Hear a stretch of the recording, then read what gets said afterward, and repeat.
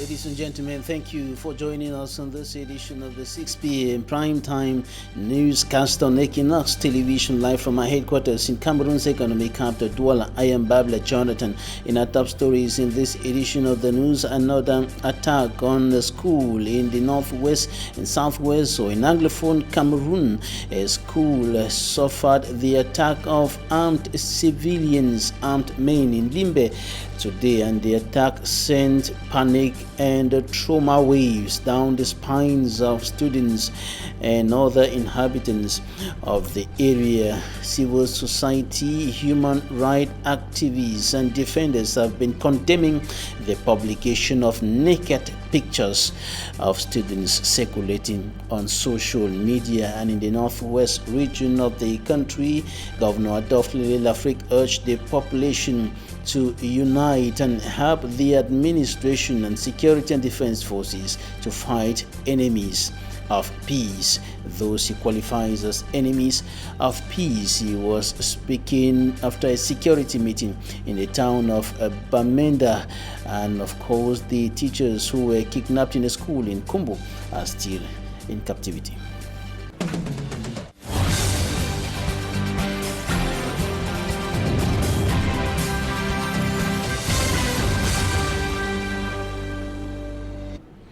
We begin this newscast in the opaque city of Limbe in the southwest region of the Republic of Cameroon, where a school was stormed by armed men today who attacked some students in the school and set some sections of the school ablaze today. And it was a chaotic atmosphere witnessed in that school in the town of Limbe. And our correspondent Davidson Maimo files in details in this report.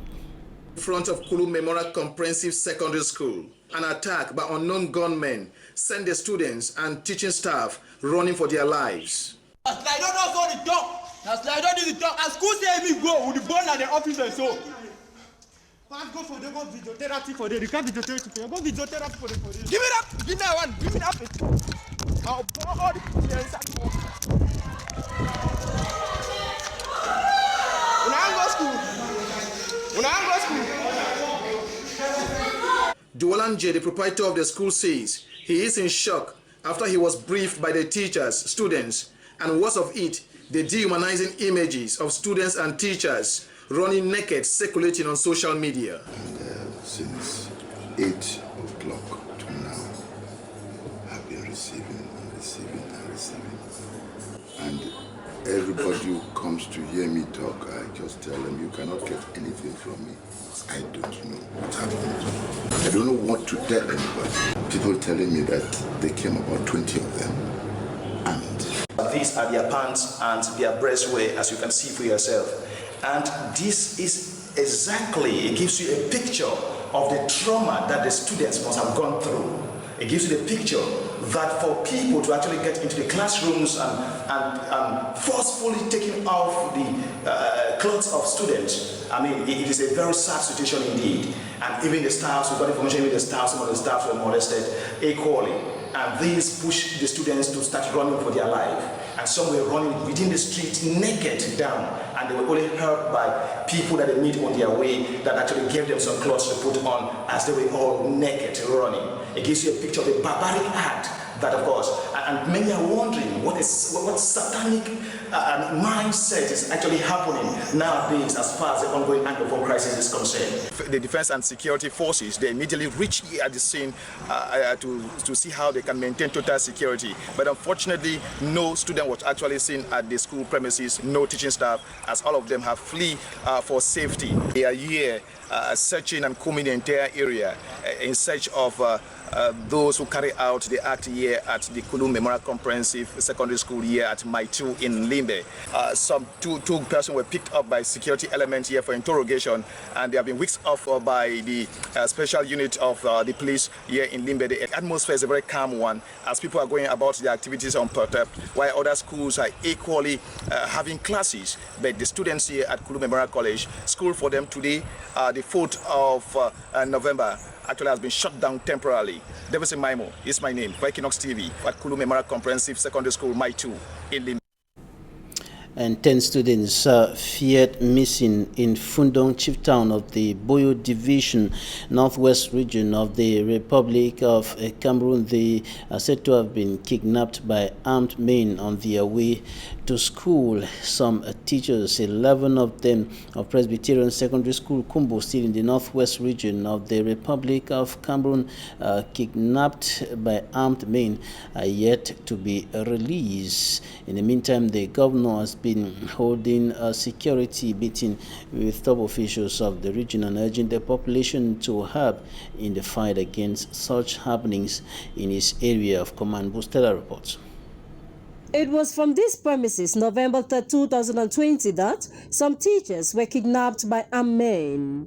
A release same day by the Right Reverend Funky Samuel Foba, moderator of the Presbyterian Church in Cameroon State. The incident took place at about 9 a.m. when unidentified armed men stormed the primary and secondary sections of the Presbyterian School in Kumbo, dispersing the children and going away with 11 teachers. The church has condemned the act, saying it deprives the children of their rights to education. The incident in Kumbo comes 2 years after the October 31, 2018 abduction of 11 Form 5 students and the November 4, 2018 abduction of 78 students and 3 staff of the Presbyterian Secondary School Quen in Bamenda. These are not the only cases. The 4 years armed conflict in the 2 English-speaking regions of Cameroon has had a negative impact on education in particular. Statistics from the regional delegations of basic and secondary education for the Northwest indicate that there are 801 functional nursery and primary schools operating with 103,476 pupils as at October 30, 2020,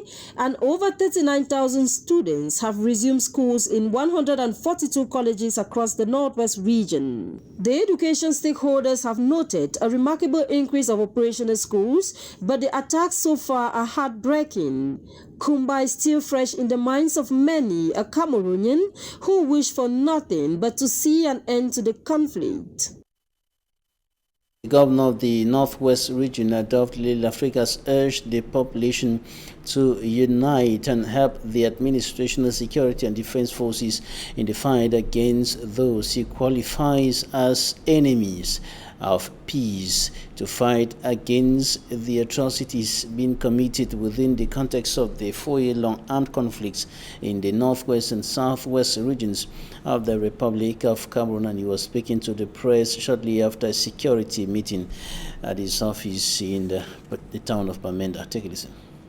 Appealing to the population to continue organizing themselves in vigilante group, peace group in our various communities, including schools, marketplace, travel agencies, parks, to accompany the process of coming back to normalcy. That has already started. Economic activities are resuming. Administrative activities have resumed everywhere in the region. Social activities, even cultural activities are coming back. We are therefore asking the population not to relent in their efforts. Those that have gone elsewhere to come back to the region, many of them have come back. Many males are coming back. Those that are still hesitating should come back to control the situation in their various communities. Because it is clear it is, of course, the devil will take advantage of that. And he's taking advantage. He has taken advantage for almost 4 years in some areas. We should fight against that devil to give the crisis a befitting burial. Thank you very much. Governor Adolphe Lafrique equally talked about some women who stormed his office crying for peace. He said the women told him that they are tired of attacks, notably by armed men. They are tired of attacks and intimidations from armed men. He gave them assurance that the administration is doing everything possible and with their collaboration to put everything to bring back peace and normalcy in the Northwest region of the country. Listen to Governor Adolphe Lafrique. My office to say enough is enough, asking the terrorists to stop doing what they are doing, praying for the students. And of course, it is clear that it is not possible for a security man to be behind everybody, every student. Therefore, we are appealing the population, the school community, and all the stakeholders to mobilize and to rally behind the head of state like one man to shun off those demons from our community.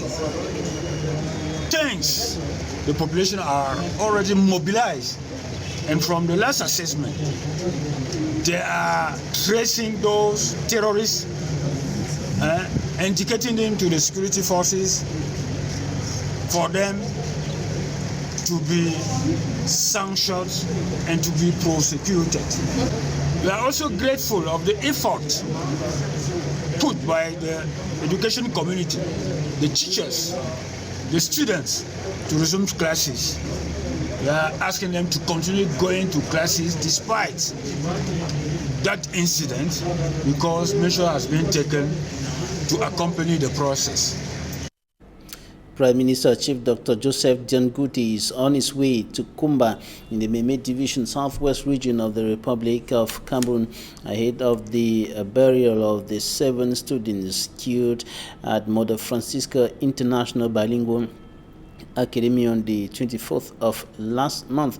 The Prime Minister Chief Dr. Joseph Janguti arrived at Boyan, headquarters of the southwest region, earlier this evening, and he will be heading to Kumba tomorrow to represent the head of state at the burial of the students who were killed during the shooting in the town of Kumba, southwest region of the Republic of Cameroon. Now we take you to Likumba village, where the population are lamenting over inadequate electric energy supply. They have gone without constant energy supply for close to 3 months today, and this is coming to add to the insecurity and unstable socio-political and security situation caused by the Anglophone crisis. The Jato report. It is Tuesday, one of the market days here in Likumba, Tiko subdivision. And it is unusual that these grinding machines are quiet and empty on such a day. So we need grinding machine by spices all the time. So the women are crying. They are too much crying. And the result is that many homes will go without food. Now so our food don't know if grind corn. Corn flour and vegetable is the principal meal here. And the sad news is that here, where this processed part has been punctured, and the problem is not even coming from these grinding machines, but nearby, she pointed at a transformer. Morning time, shooting. One stand down market, shoot transformer. For 3 months now, Likumba has not had electricity, and the sing-song on everyone's lips is for the electricity distributing company to come and change this transformer. We borrow from different people, but we will get it into our own country, but we use them. Let our own. So, Papa, I beg me, we don't need to make it to do our own problem. You know, too much. When I say we light, I beg, let come back. One light. We cannot do anything. We can light our life. The story goes that this transformer supplying electricity to this entire village was shot during one of the shootouts between the separatist fighters and the Cameroon Armed Forces. And today the Likumba population is begging on the power that be to consider these ones first. Their children who cannot read at home because of no electricity, and come to their rescue.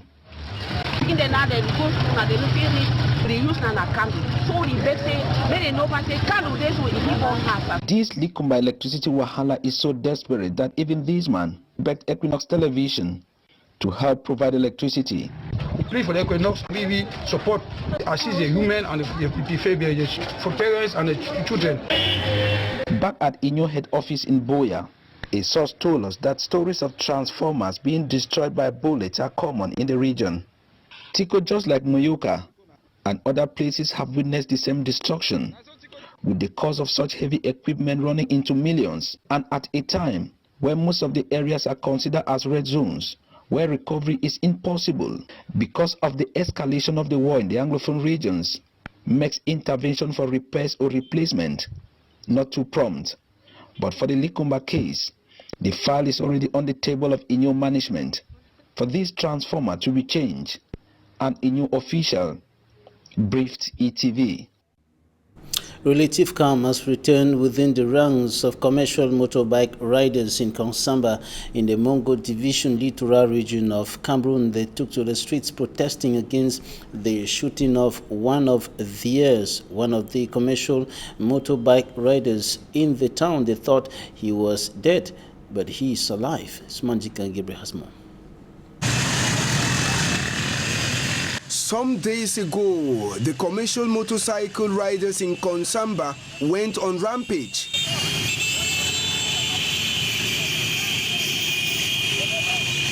They were protesting and saying that a gendarme officer shot their colleague to death. But the commander of the Mongo North Gendarmerie assured them that he was alive. On a hospital bed, still receiving treatment, the bike riders are reassured and happy. Our visit was to be reassured that our colleague is still alive. With some little contribution from other colleagues, we brought support for him. We are requesting that the government should also provide for his upkeep. L'accompagnement que nous avons besoin, il faudrait que cela vienne aussi de l'administration pour pouvoir nous aider. The rumor, which spread like wildfire, emanated after people saw the wife of the bike rider at the Konsamba hospital and thought she came to deposit the corpse in the morgue.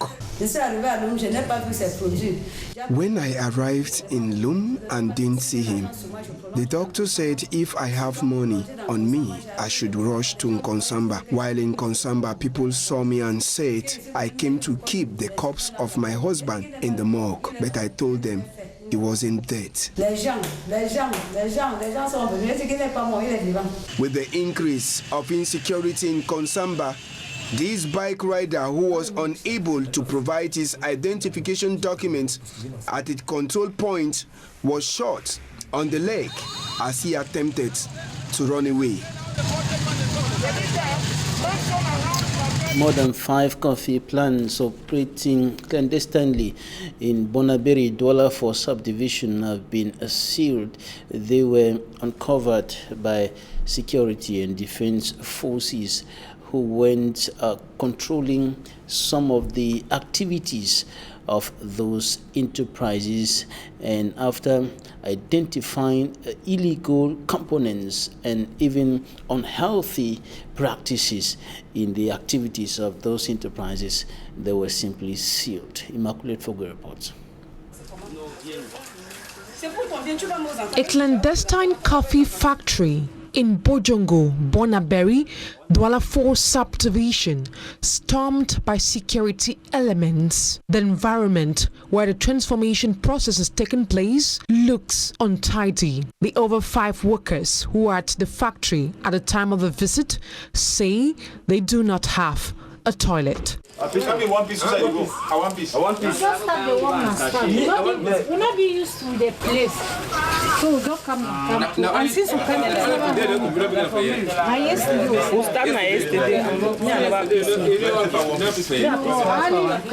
if you want piece, my sister, who's several bags of coffee. Not far from the coffee factory is another factory producing body lotions and soap. The barrels used for the production of the toiletries are dirty. In order to avoid any danger linked to the usage of these toiletries, all the equipment used for the production of the toiletries were burnt. The same operation equally led to the sealing of a cement factory which was not respecting production norms. Their next stop was at an industry specialized in the production of whiskey. Here, the owner is being accused of not respecting security measures. Many of the workers were not in possession of face masks hand gloves, boots, and helmets. The last discovery was at a factory fabricating locally made weapons. Here, an employees intercepted. Some inhabitants of Cameroon's economic capital take to the streets protesting against recurrent accidents in the neighborhood, and they took to the streets asking the authorities to put speed brakes and ensure that vehicles respect regulated speeds along the area, notably in the Aqua North part of the town of Douala. For me, Armstrong Sander reports. These are images of persons killed or wounded in different road accidents on the extended stretch of the Boulevard de la République in Douala, linking Bepanda to Bonamosadi. The double carriage extension, inaugurated in 2019, has become a killer stretch. Local inhabitants say at least 20 persons have been killed along this stretch, either knocked by a car or a motorbike on high speed. Eric lost his junior brother in an accident here in March 2020. After knocking him down, the vehicle ran away and he was abandoned along the road. There were very few people around who came and carried him later. I took him to the hospital, but he could not survive it. He died later. Another victim recounts his story. Before I realized that we were involved in an accident, a heavy-duty truck was on top of me and my bike rider. Look, this is the photo of my leg. Angry that their neighborhood has become a scene for repeated accidents, victims and inhabitants of Benabo, the neighborhood along this stretch, came out to manifest against overspeeding and the absence of speed brakes. What we want is for the city council to place speed brakes along this stretch in order to prevent further accidents. One of such stretches without speed brakes is the east entryway into the city of Douala on the National Road number 3. Parce que déjà il faut dire que l'axe nous avons le lycée tout juste à côté, le lycée de Bobongo. Locals say the situation along the village neighborhood is even worse as the stretch is a triple carriageway. They are worried about the safety of their kids who cross the risky path on daily basis to seek education. Out of Cameroon, the United States elections is still ongoing as ballots are being counted in the 7 states left to conclude the elections.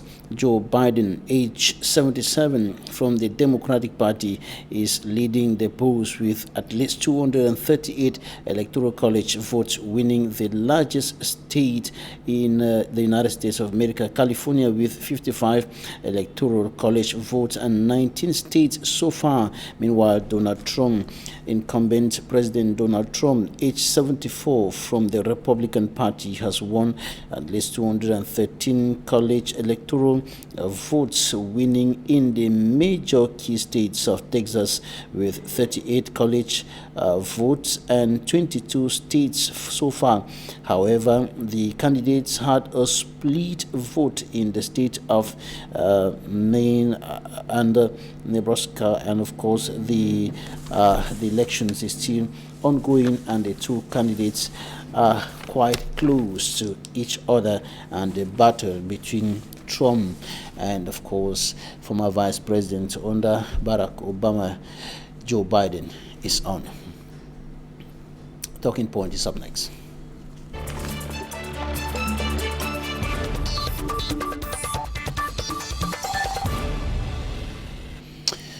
Our guest today, Dr. Ivor Dita, a lecturer at the University of Minnesota in the United States of America, is joining us. Thank you for joining us today, sir.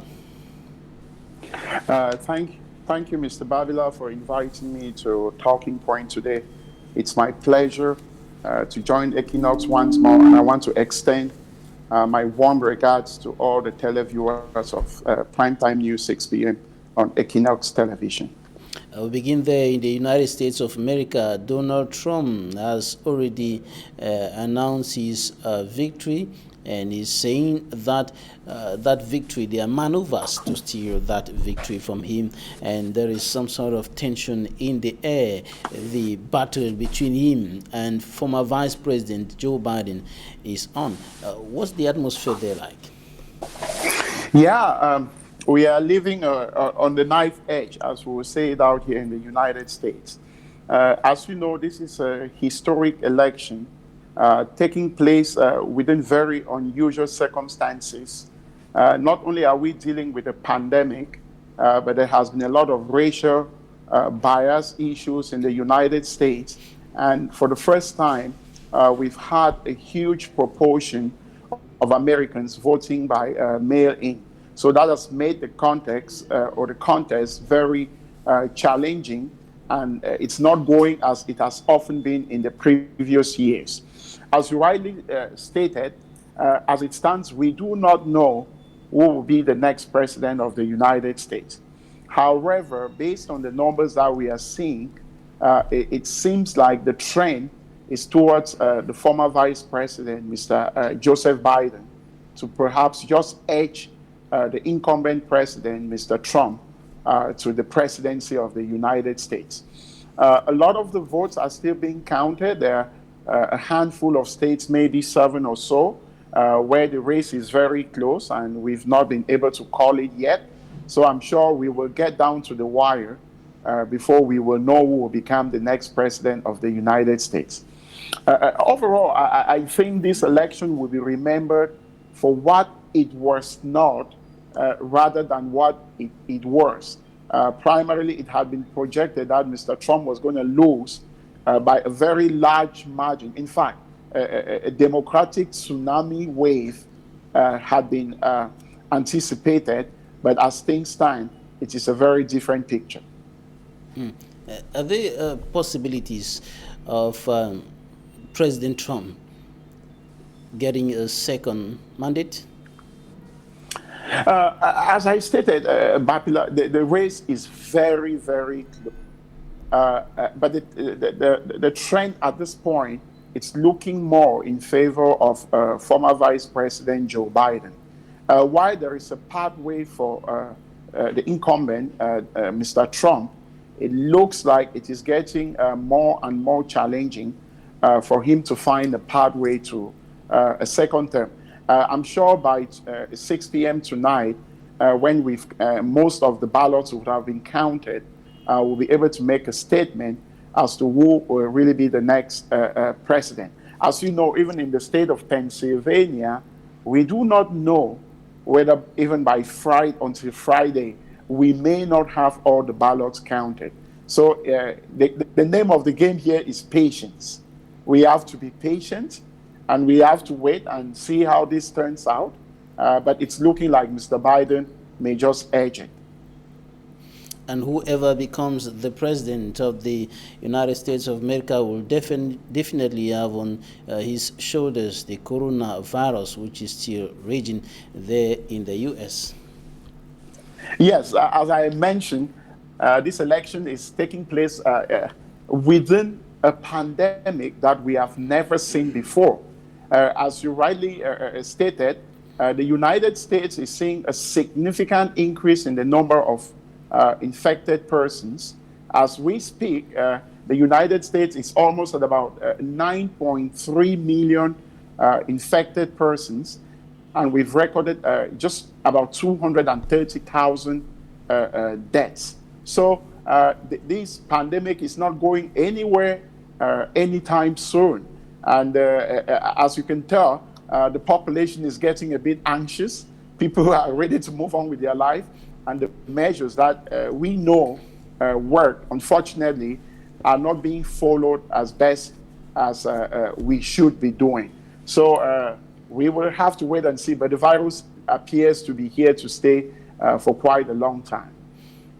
Does the coronavirus have any impact on the unfolding of the elections? Yes, I would think so, Mr. Babila. As I stated up front, for the first time in the United States, we have about 100 million Americans voting by mail-in. And it's one of the reasons why we've not been able to call this election, because those ballots take a bit longer to count than those people that actually come in and cast their votes. So this is really as a consequence of the pandemic, with people being afraid to come out and vote in person for fear of contracting the virus. Millions of Americans send their ballots in by mailing, and a lot of those ballots only start being counted on the day of the election. So that's why we are getting out as far as we have been, without knowing who will be the next president of the United States. What about the outcome, the performance of President Trump in the election with regards to his management of the coronavirus pandemic? That is one of the areas where he was highly criticized. Oh, yeah. I mean, going into the elections, the polling experts had actually come up with numbers showing that Mr. Trump was going to lose by more than 10 percentage points to Mr. Biden. That's why everybody is shocked with what we are currently seeing in the United States. And at the exit polls, people that voted, when they were interviewed, one of the biggest issues they said determined how they voted was based on the management of the coronavirus. And as we know, Mr. Trump has been highly blamed for mismanaging the coronavirus.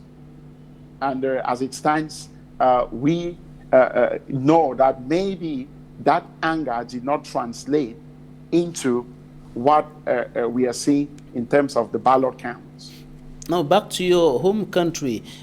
Some days ago, the government announced that the coronavirus is still very much present in the country, with latest figures from the Ministry of Public Health showing that the country is now counting 22,103 persons who have been tested positive for coronavirus, and over 429 persons who have died so far, and 21,151 who have been treated. What's your reading of these figures of the coronavirus in Cameroon as an associate professor of medicine at the University of Minnesota? Yeah, Mr. Babila, I mean, I will start by saying I am very grateful that Cameroon did not suffer the devastating effects of the virus as had been feared when the pandemic first started. We have to agree that these numbers reported in Cameroon are probably a huge underestimate of the true numbers in Cameroon, because we know the problems that exist with testing and in Cameroon. Even in terms of the number of deaths, I am also sure that this is a huge underestimate. But I want to say we still do not understand why the impact of the coronavirus in sub-Saharan Africa has been far less than what we are seeing in the Western or developed nations. There have been a lot of hypotheses, maybe the younger age of the people in this population, maybe the climate, but nobody really knows. Some people have actually argued that perhaps the governments of these nations were able to better handle the coronavirus than it's been done in other places. But I have my doubts about that, because knowing what happens, for example, in Cameroon, where people do not put on masks, people do not social distance, hand hygiene has not been followed as prescribed, it's very difficult to argue that perhaps the less mortality or morbidity that we are seeing from the virus in Cameroon can be attributed to better management by the government. But I want to remind Cameroonians, the pandemic is still here. Please follow the methods that have been shown to work. Put on your mask, wash your hands, avoid large crowds, and social distance as best as you can. Now, away from the coronavirus pandemic to the northwest and southwest regions of the Republic of Cameroon, today another attack occurred in a school in the Limbe after the recent killing of over 7 students in Mother Francisca International Bilingual Academy in Kumba. Another attack occurred today, and there was a lot of panic and commotion in that school as some armed men stormed the school and stripping some of the students naked and forcing them to run around, to run for their dear life naked. When you see such things happening at this point in time, and I should also indicate that some teachers were kidnapped yesterday in Presbyterian Secondary School, Kumbo, are still in captivity, and over 10 students feared missing. They are said to have been kidnapped equally.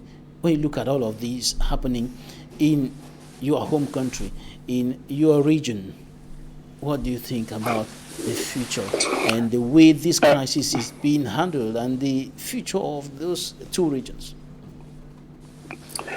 Mr. Babila, I cannot tell you how devastated I am. The killing of those kids in Kumba, I am still to recover. And before we recover, we now hear of what happened in Limbe today. And by the way, not too long ago, we know of the Ngabo massacre, where we had about 13 kids killed, pregnant women killed. I mean, this is one more massacre too many. When is this going to stop? I really want to extend my heartfelt condolences to the parents in Kumba who have lost children. We are talking of 10-year-olds, 11-year-olds. I mean, if this is what we have become, I tell you what, we do not have any humanity left in us. When children become the center focus, I don't know who killed these kids. I know the government says it is the armed Amber boys. But just like it happened in Ngabo, and the government came out and said these were armed people, it ended up being the military. I would like to call on the president, Mr. Biya, whom we still have not seen since the massacre in Kumba. Just come to think about it. A teacher was killed in France. In 2 hours, Mr. Macron was there.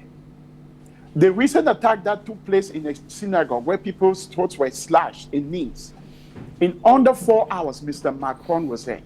We are talking of a massacre of kids, and the president has not even addressed the nation. I mean, where are we heading to? This war started about 3 to 4 years ago. As the days go by, the situation is only getting worse. We can keep citing all these incidents, all the massacres. We can cite Pinyin, we can cite Santa, but when is it going to stop? Mr. President, when the president, one of the main duties of a president is to protect his citizens. I agree he has to protect the integrity of his country, but his prime duty is to provide security. Here we are talking about attacks in schools.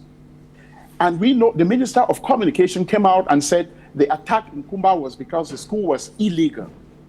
Will he also say today that the school, Kulu Memorial College, is also illegal? Why did they not have protection? How does this assure or reassure parents who this year have asked their kids to go back to school to continue to allow these kids to go to school? The head of state, the head of state has been giving instructions to his ministers. The Minister of Territorial Administration was in Kumba twice, and today the Prime Minister is on his way to Kumba to represent the head of state during the burial of those students.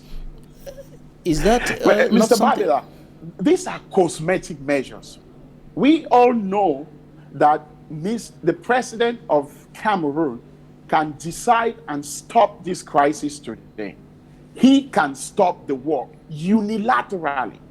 Steps have been outlined. Civil society have given him steps. Political parties have given him steps. People of goodwill, the international community, friends of Cameroon, they've said dialogue, inclusive dialogue is the way out of this war.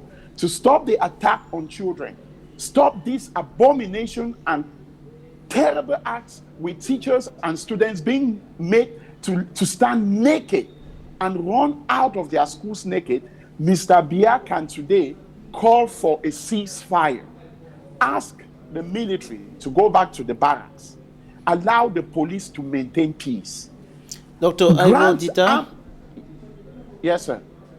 All right, Dr. Ivo Dita, lecturer, associate professor of medicine at the University of Minnesota Medical School in the United States of America. Thank you for your time. Thank you very much, Mr. Babila, and I hope next time we'll have enough time so we can cover these very important issues. Thank you. Thank you. Thank you, ladies and gentlemen, for staying with us. That's it for today.